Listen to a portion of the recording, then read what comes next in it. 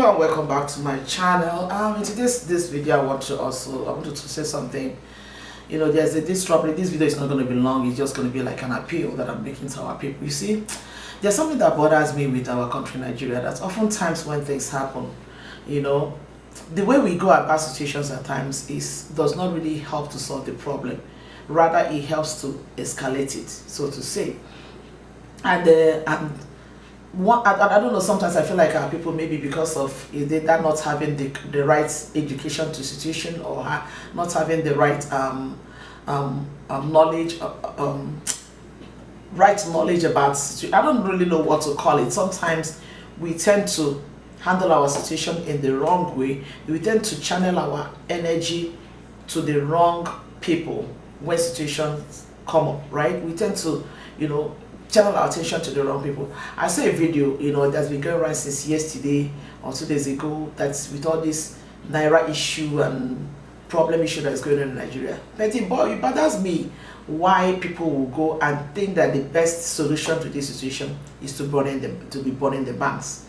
All these young men, as honestly speaking, I see them as nothing but hoodlums, going around burning banks, destroying properties and everything. At the end of the day, the properties you're destroying belongs to you, because if you come to your state and you're destroying the banks in your state, destroying the infrastructures in your state, you are indirectly doing that to you.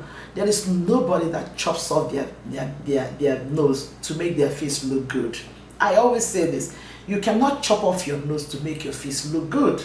It doesn't work like that. So I don't understand why these hoodlums these people should go to the streets and start burning banks and start destroying ATM machines and doing everything. And then I don't know how that is going to help the situation. And honestly speaking, I must say that when I watch some of the videos of this unrest and protests, whatever you may call it, going on, I want to believe that majority of the people who are part of this thing that is happening does not even have don't have even money in those banks. They don't have money in those banks, because I don't believe that anybody that has a businessman who has his millions or thousands in the bank will want to destroy the same bank where his money is. I don't think there's no sensible person that would do that. So it boils down to the fact that I don't know if these people are people that are instigated to do these things, or they just think of it themselves and they choose that thing that the best thing to do. At this point, it's not helping anybody. It's not solving any problem. As most times I feel like these people do these things because they want to just create a situation where they can go in and begin to loot, because oftentimes that's what we see happens. They create all this chaos and create all this trouble here and there, and then they begin to loot the money and everything. And another thing that I saw that really bothers me again is our Nigerian police. Why do they always go to a protest and begin to shoot? Why?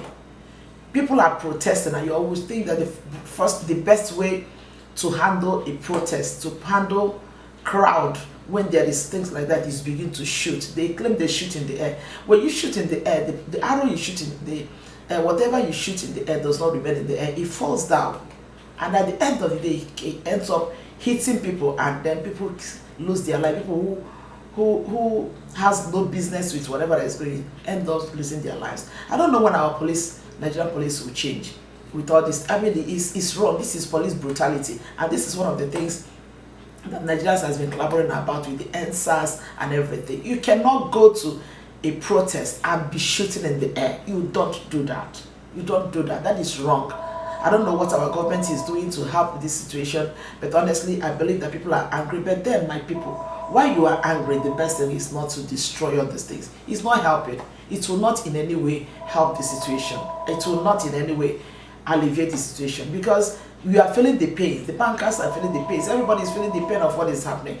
The main people who are causing the problem are somewhere protected. They are not feeling what you're feeling.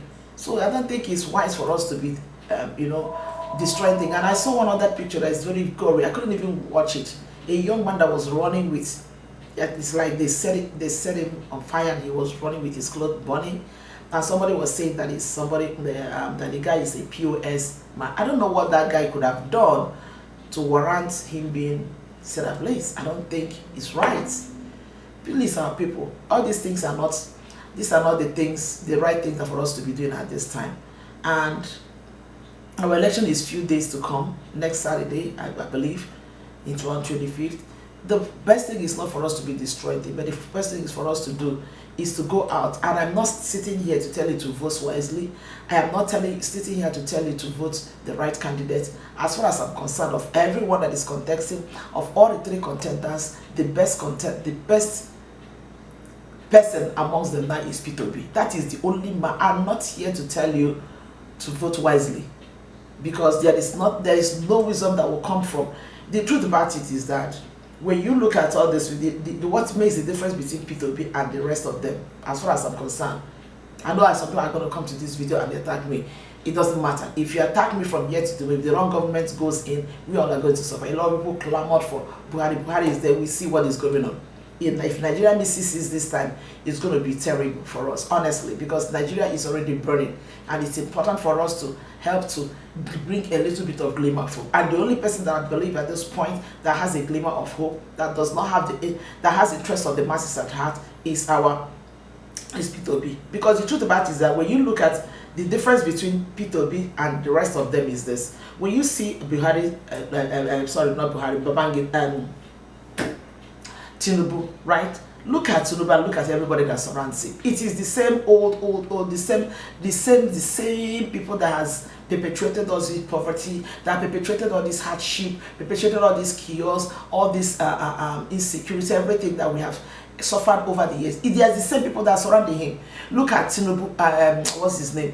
Atiku Abubakar. It is still the same old people that are surrounding him.